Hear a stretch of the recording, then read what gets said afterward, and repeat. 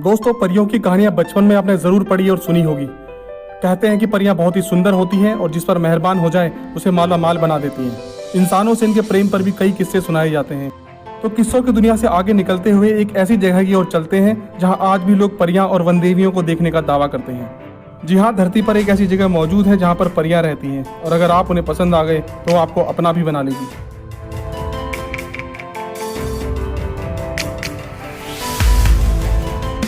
परियों की हसीन दुनिया में जहां हम आपको लेकर जा रहे हैं वह जगह ज़्यादा दूर नहीं है। उत्तराखंड के ऋषिकेश से आप सड़क मार्ग के द्वारा गढ़वाल जिले के फेगुली पट्टी के थात गांव तक किसी भी सवारी के द्वारा पहुंच सकते हैं। यहां से परियों की नगरी तक की यात्रा आपको पैदल करनी पड़ेगी। थात गांव के पास ही गुंबद आकार का एक पर्वत है जिसे खैट पर्वत कहते हैं। समुद्र तल से करीब 10,000 फीट की ऊंचाई पर यह पर्वत जन्नत से कम नहीं है। कहते हैं यहाँ लोगों को अचानक ही कहीं भी परियों के दर्शन हो जाते हैं। लोगों का ऐसा मानना है कि परियां आसपास के गांव की रक्षा करती है। कहा जाता है कि खैट पर्वत की 9 श्रृंखलाओं में 9 देवियों का वास है।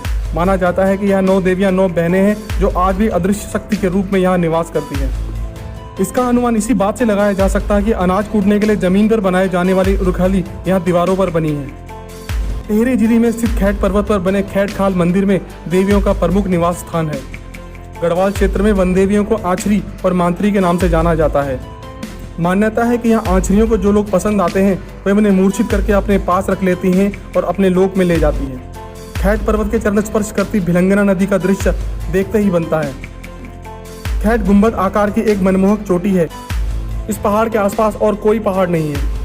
थात गांव से करीब 5 किलोमीटर की दूरी पर खैट खाल नाम का एक मंदिर है जिसे यहाँ के रहस्यों का केंद्र माना जाता है।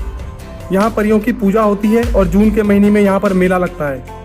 परियों को चटकीला रंग, शोर शराबा और तेज संगीत पसंद नहीं है, इसलिए यहाँ इन बातों की खास मनाही है। यहाँ जीतू नाम के एक व्यक्ति की कहानी बहुत ही चर्चित है। कहते हैं कि जीतू की बांसुरी की तान पर आकर्षित होकर परियां उसके सामने आ गई और फिर उसे अपने साथ ले गई। यहाँ एक रहस्यमय गुफा भी है जिसके बारे में कहा जाता है कि इसके आदि और अंत का पता नहीं चल पाया है।